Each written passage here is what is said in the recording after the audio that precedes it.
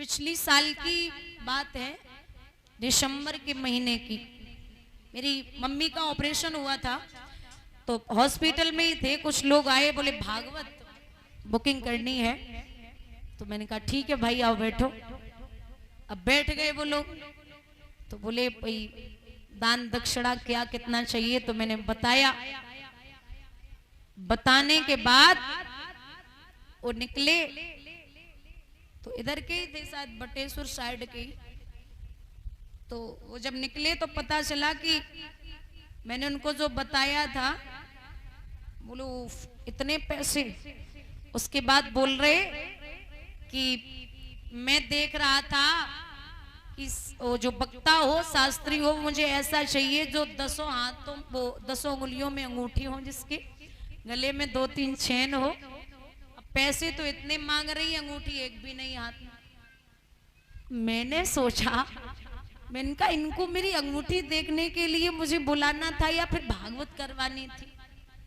ऐसे अगर सोना ही देखना था तो फिर वो बस से बाहर है, क्योंकि मैं कभी कभी पहन लूं तो वो अलग बात है, कभी कभी की।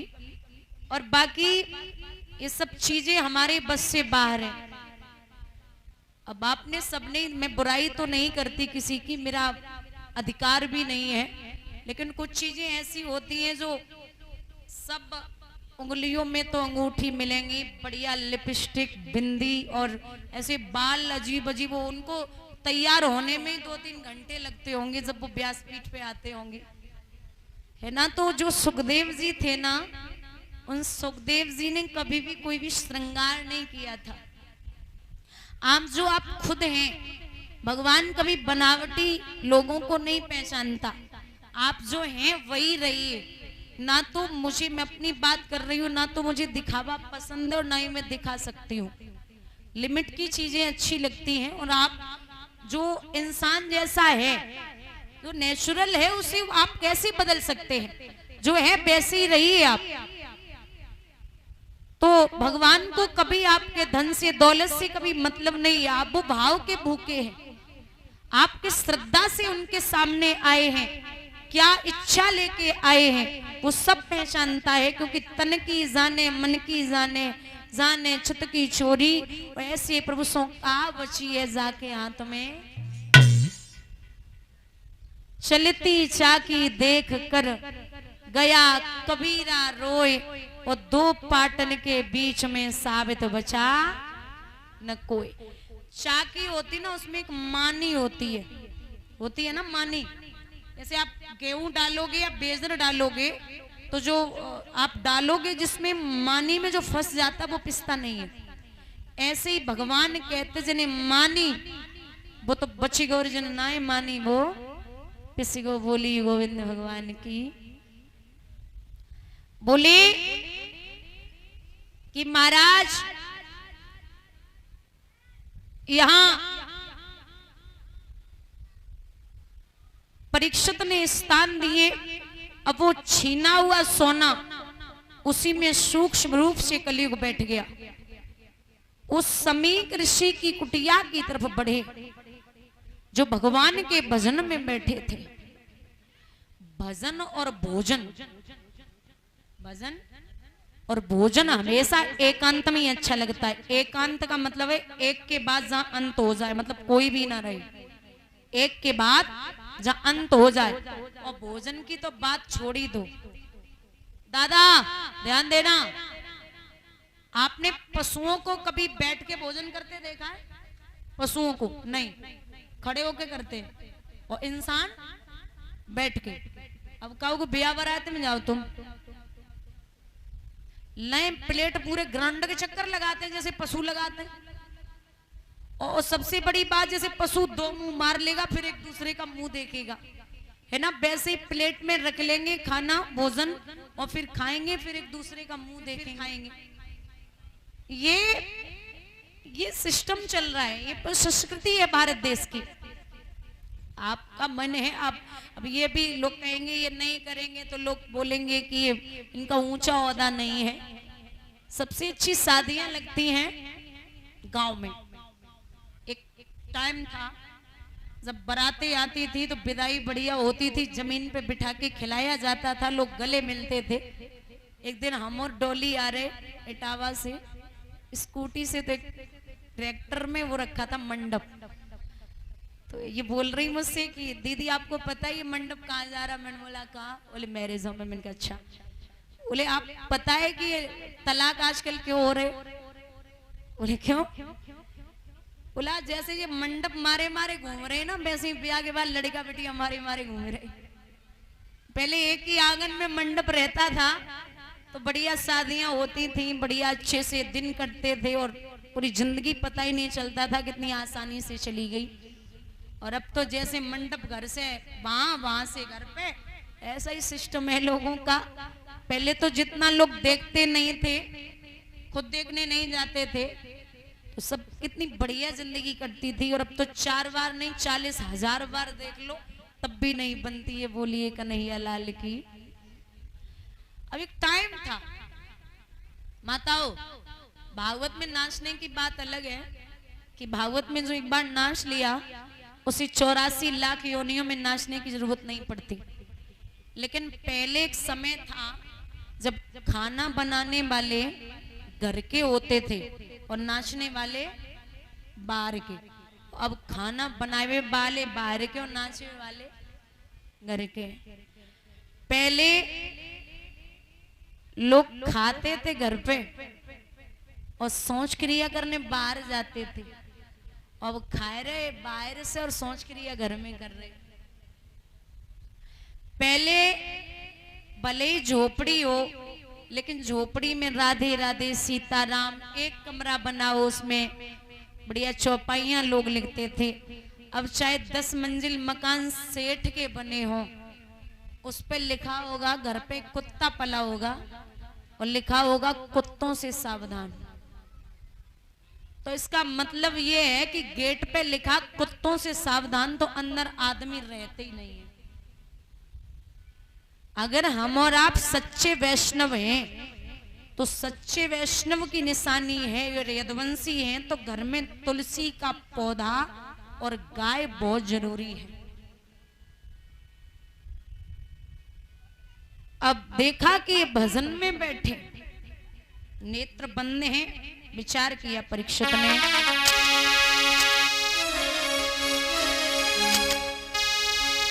मैंने देखा है आंखों से और आंखों का पलक गिराया है। दिल ने सोचा देख कर मुझे इसने आंख को चुराया है। दिल ने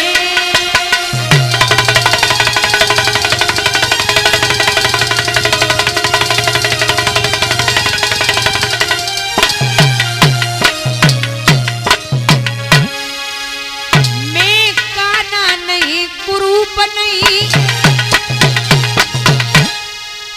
मुझको अपना अभिमान नहीं, कंजूस नहीं, कोई शुगिल नहीं, पृथ्वी पे संतान नहीं कंजूस।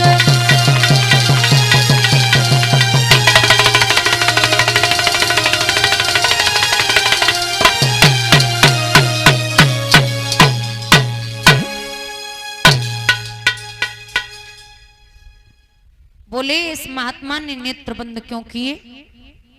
एक तक्षक नाम का मृतक सर्प पड़ा था, उसे उठाया, समीक ऋषि के गले में डाल दिया।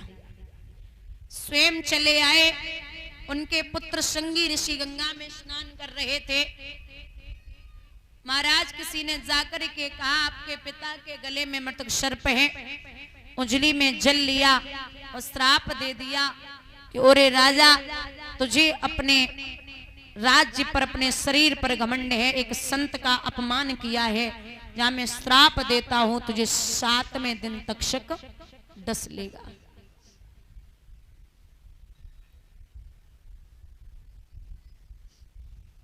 आई मौत छोड़े नहीं, आई मौत छोड़े नहीं, रहो चाहे देश विदेश और बिना मौत मरियो नहीं, चाहे बिछरो देश विदेश।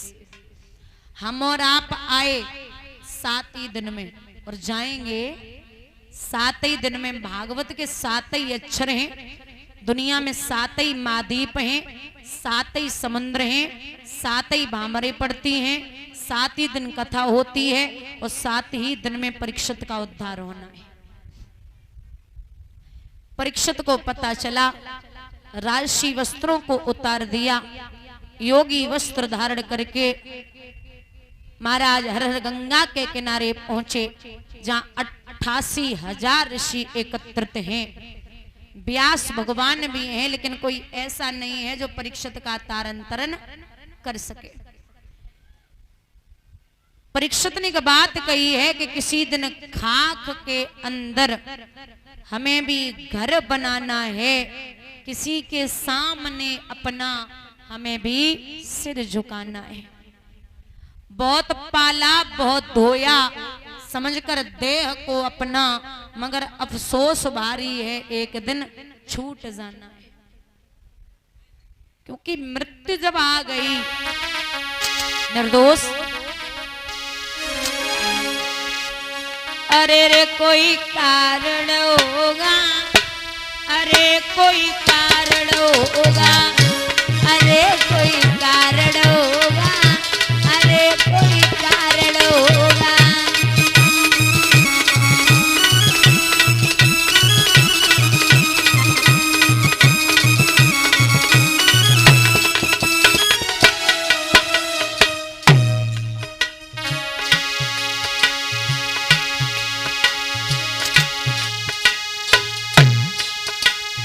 धन से बिस्तर मिल जाए पर नींद को तरसे ना भैया।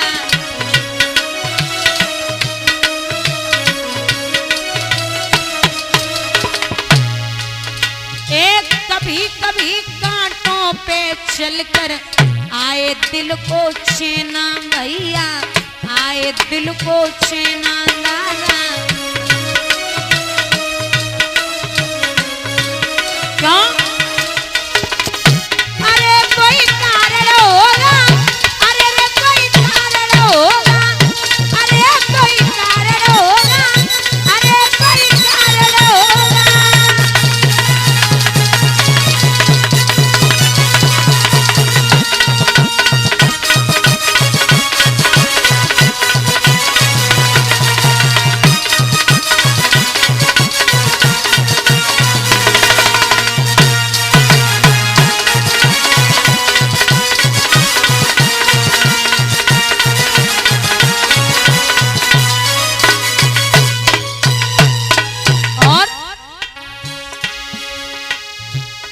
झोली में फूल भरे हैं, एक झोली में कांटे दाना।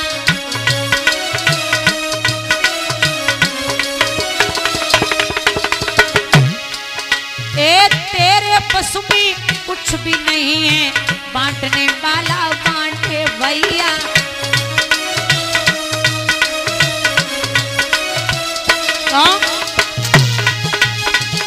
अरे कोई कारण होगा, अरे कोई कारण होगा, अरे कोई कारण होगा।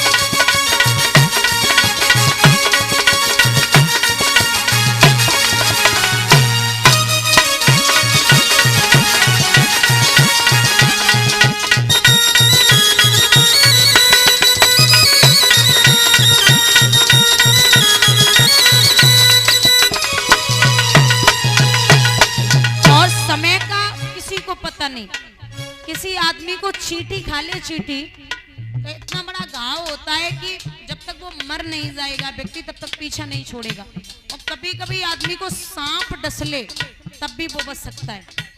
ये निर्भर करता परमात्मा क्या चाहता है। ए सांप भी जिसको डस लेता है मिलता जीवन दान भैया।